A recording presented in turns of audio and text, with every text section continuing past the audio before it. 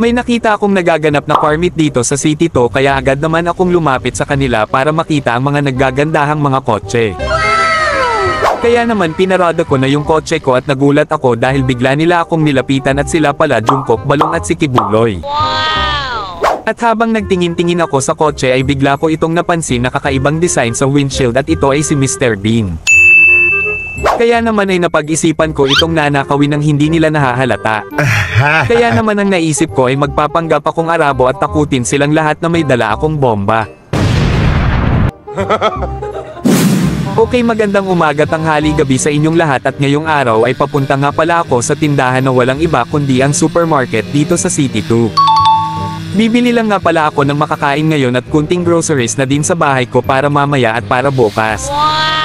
Pagpasensyahan nyo na ang gamit kong kotse ngayon sobrang hina ng takbo, ito lang muna ginamit ko kasi sa tindahan lang naman pupuntahan ko at isa din hindi naman ako mayaman. Ngayon nandito na ako sa entrance papasok sa City 2. Wait lang, mukhang may car meet ata ditong nagaganap Wow! Pero hindi naman sa karamihan na kotse, nakikita nyo naman siguro dyan. Teka lang, lapitan ko lang kunti, parang familiar kasi sa akin yung kulay green na maliit na kotse. Para makasigurado ako ay papasukin ko na lang ito para hindi na tayo magmukhang manghuhula dito sa labas. Wait, teka lang, mukhang mga kasamahan ko ata to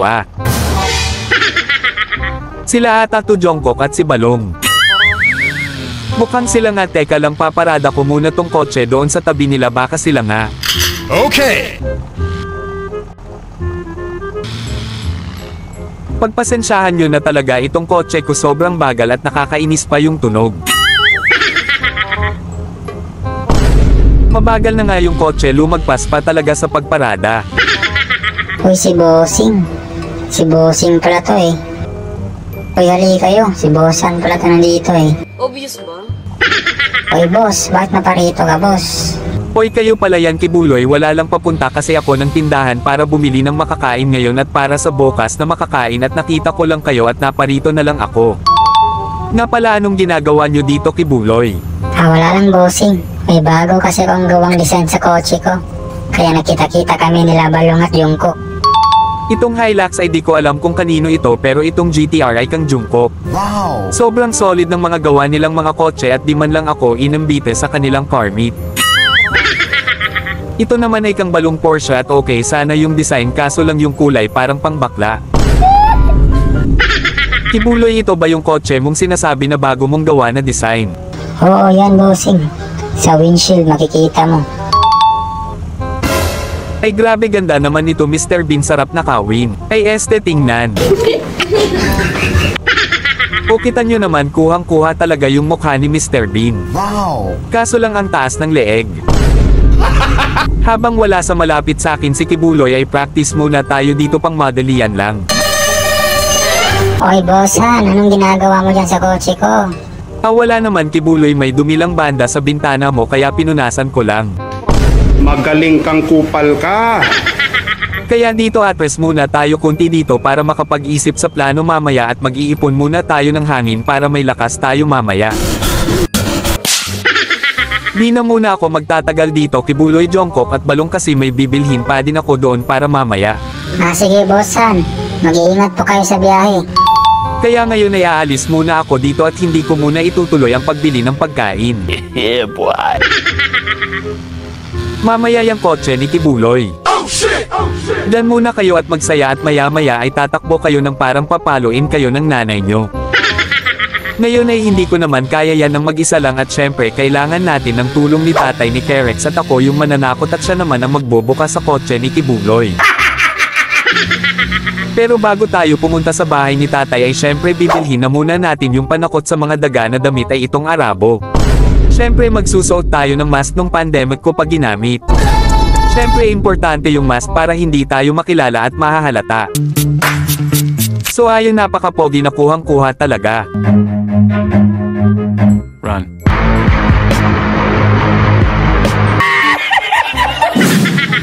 Okay, ngayon matapos na akong magbihis ng panakot sa daga ay syempre papunta na tayo sa bahay ni tatay ni Kerex para sa back-up mamaya. Okay. So dito nga pala sa subdivision nakatira si tatay at medyo mayaman na siya dito kasi bawat hingi niya ng cellphone ni Kerex ay benebenta niya ng mahal kaya palaki ng palaki na yung puhunan. So ayun nandito na tayo sa bahay ni tatay at kung nakikita or napapansin nyo ay medyo tahimik dito or tahimik talaga. Mukhang nananahimik ang buhay ni tatay ngayon Wow. Pero okay lang yan, kulang lang yan sa exercise. Tao po Shopee delivery po. Ganyan kahit medyo nabibingi na yun si tatay at pag may parcel ang dadating ay gumagaling yung pandinig. So ayan nalalabas na yan. Opertide kaya pang ang tumakbo pambihirang tuhod yan. Bossing, ano yung maitutulong ko? Anong sinasabi mong ano ang maitutulong ko? Ako tesihan ang pinakapogi sa lahat ng anyong lupa. Ay ikaw pala yan, Boss Han. At teka, bakit ganyan yung suot mo, parang kang tanga? Ganito yung suot ko kasi sila Balong Jungkook at Kibuloy ay may car meet sila doon sa may burger tapos nakita ko yung bagong gawa ni Kibuloy na design na Mr. Bean at may plano akong nakawin iyon. Tapos di ko naman kaya yun mag-isa kaya andito ako ngayon para manghingi ng backup sa'yo. Ah, ganun ba, Boss Han? Sige, so ano ba yung plano mo at ba't ganyan yung suot mo? Ganito yung suot ko kasi yung plano ko ay tatakutin ko sila na lalagyan ko yung kotse ni Kibuloy ng bomba. Diyos ko, anong klaseng plano yan, Boss Han? Nandadamay ka lang ata sa akin sa gagawin mo at matanda na rin ako para sa ganyan mo, ikaw na lang gumawa mag-isa niyan, bossing. Mukhang hindi ata papayag si tatay sa gagawin ngayon Pero hindi yun problema at gagawan ko to ng paraan para pumayag. Kakasabi ko lang sa'yo tatay na panggap lang yung bomba at hindi yun totoo. At para papayag ka sa gagawin ngayon ay pagkatapos natin manakaw yun ay bibigyan kita ng 1 milyon tapos isang cellphone galing kay Kerex. Oh my! Ah, ganun ba, Boss Han? Sige, ito na nakabihis na.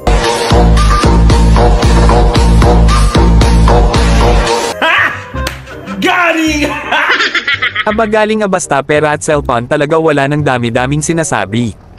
Pero natatay sumakay ka na sa Lamborghini ko na pang 1990s.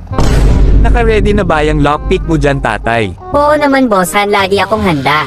Basta yung sinabi mo kanina na 1 milyon tapos isang cellphone galing kay Kerex. Oo naman tatay basta ayusin mo lang yung trabaho mamaya at kung gusto mo nga gawin ko pa yung 5 milyon. At talaga ba, Boss Han? Sige, aayusin ko talaga mamaya. At para mas maniniwala talaga sa akin si tatay sa sinasabi ko ay bibigyan ko yan ng mga matatamis na salita. Let's do this. At para mas gaganado ka tatay sa gagawin ay tanda mo pa ba yung ginawa sa'yo ni Kibuloy yung ninakaw yung Nissan Mona Lisa mo doon sa donut? Oo naman, Boss Han, tanda ko pa yun at mukhang kasabwat ka pa nga ata ni Kibuloy doon. Anong kasabwat pinagsasabi mo pag uwi natin ay umuwi na talaga ako doon sa bahay ko at nalaman ko lang itong balita dahil kay Bornok.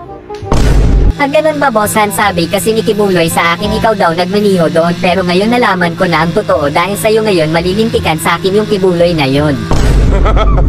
Oo tatay kaya ayusin mo talaga ang trabaho mo ngayon at ngayong araw ko lang makakapaghiganti sa kanya. Oo, bossing, ito na ang araw na makakapaghiganti ako sa kanya. Kaya ngayon malapit na kami pero dito kami dadaan kasi syempre para hindi kami mapansin at makita na may dumating. Tapos ito din yung kotse na ginamit ko kanina kaya kung makita kami ay tapos ang palabas.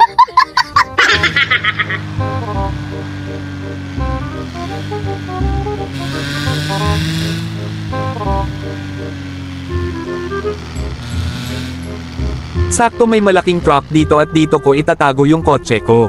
Okay. Confirm andoon pa din sila Kibuloy. Yeah, boy. So ang gagawin mo tatay ay magtago ka doon sa basurahan. Okay. Lintik na yan saan kaya siya pupunta. Pero na, Boss Han, anong hinihintay mo pa dyan, Pasko? Aba grabe naman to si tatay atat na talaga Sige tatay doon ka sa likod ng basurahan magtago. Sige, bossing, copy. Okay. So dito muna tayo tingin-tingin lang muna na parang batang hamog na nangangarap na magkakotse. Kunwari nagjo-jogging lang. Magaling kang kupal ka. Yan lakad lang ng lakad para mukhang wala lang. Aba seryoso talaga si tatay ngayon nagtatago talaga doon sa basurahan. Kaya ngayon ay acting lang tayo ng normal lang na tao at tingin-tingin sa kotse. Okay.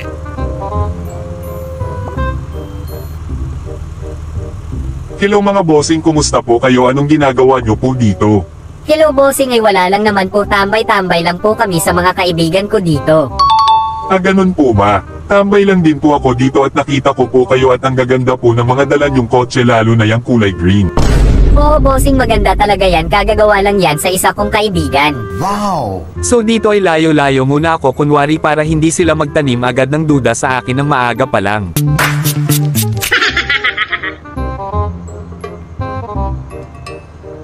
So dito ay tatakbo ako kunwari may tumawag sa akin at yun pala ay yung kasamahan ko. Bossan, ano na gumalaw ka na dyan, ano pa hinihintay mo mag New Year? Happy New Year, everyone! Tumahimik ka muna dyan tatay, at ito na nga nag-iisip na ako ng tiyempo kung paano ko ito sisimulan.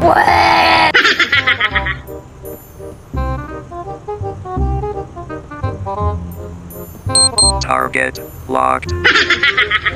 Pansin nyo ba yung tao na yan? Kanina pa yan ikot ng ikot sa atin. Hoy Kibuloy at Balong, talasan yung mga mata nyo, baka yung tao na yan kunwari lang tingin-tingin sa kotse pero may gagawing kalokohan pala. Kaya dito ay syempre yung sinasabi nilang tingin-tingin lang sa kotse ay totoo naman talaga. Pero yung kalokohan ay totoo pa din.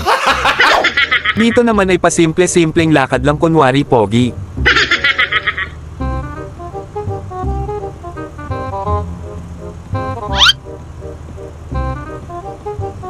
O nakikita nyo ba yan, baka ano palakad-lakad lang yan pero may plano na pala yan. Teka lang, lapitan ko nga, kinakabahan ako sa kanya Hoy bossing, bawal ka pumunta dyan boss, di sa akin yung kotse na yan. Ah, ganun ba bossing? Ah, nagagandahan lang talaga ako dito sa kotse na to na Mr. Bean yung disenyo, kaya ako ikot ng ikot kanina para makita ko talaga sa buong anggulo. Ah, ganun po ba boss? Ah sige, pasensya, akala ko kung ano na Yan lang pala yung tinutukoy mo. Sige lang bossing, okay lang. Ah, sige, okay lang pala at mabuti naman. Kaya bibigyan ko lang ito ng kunting masahe mga bossing. Anong kunting masahe boss? Hoy boss, ano yung ginagawa mo? Di ata yan masahe bossing. Hoy boss, ano yung kinakabit mo dyan? Bawal yan bossing. Sige ka bossing, tatawag kami ng mga polis. Boss, tigil mo yung kinakabit mo dyan, sasapakin talaga kita, makikita mo. Putik bomba ata yung kinakabit sa kotse mo, Kibuloy. Hindi ka bomba, takbo ng mga hinayot pa.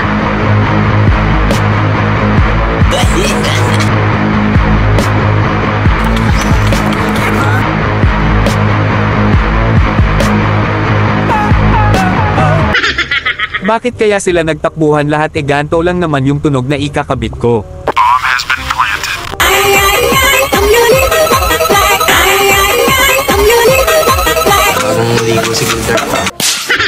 Lupit mo boss, tinakot mo silang lahat sa walang kwentang bagay.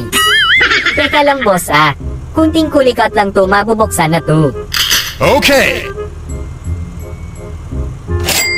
Okay na boss, tara na hanggang wala pa sila. Okay.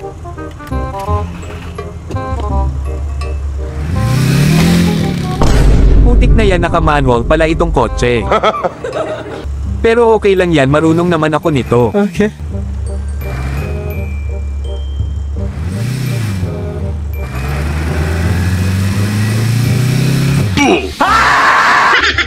Pambihira naman talaga, kung kailan itatakbo na ay mababangga pa.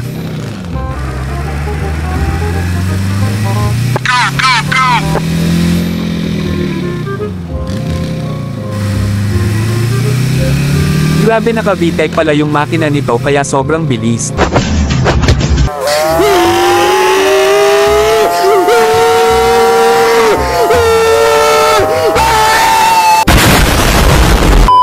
So ayun, may nakita akong maliit na lugar dito at saktong-sakto na pwedeng pagtaguan. At syempre papaayos muna natin to para din malinis tignan yung mga bangga natin kanina.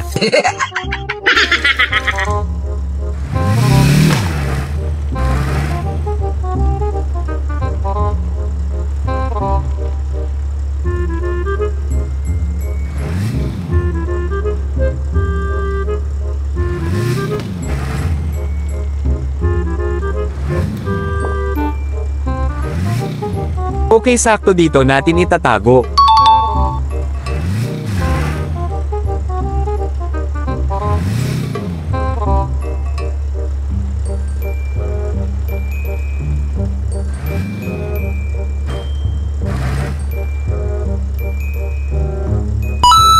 Ayos boss, ang ganda nito, nakaganti na din sa wakas kay Kibuloy. So ayun mga kahamog, na prank ko sila Kibuloy, Jungkook at si Balong, at ngayon ay syempre successful na naman ang ating walang kwentang ginawa. Kaya hanggang dito na lang muna siguro sa araw na to, at kita-kita ulit tayo sa susunod na naman nating kataranteduhan. At maraming salamat sa mga nanonood, at mag-iingat kayong lahat palagi, at hanggang sa muling pagkikita, paalam. Drop in the money pop shop for a lemon and baby gon' smell blood tread every minute road wave when the people no feel when I hit it every time I see a beat I hit it to the cannon and nobody give a fuck about the roots eat it get a plums of a two I'm a cool but making this no boo when I'm spending it scared I didn't fuck again civilian you want nothing but my name man I don't give a fuck about a motherfucking hoe I'm a Buddha we the sticking hate your motherfucking dough. Boys and girls, you're doing alright. We wanna freak out, have a good time. Ladies, come on, raise your hands.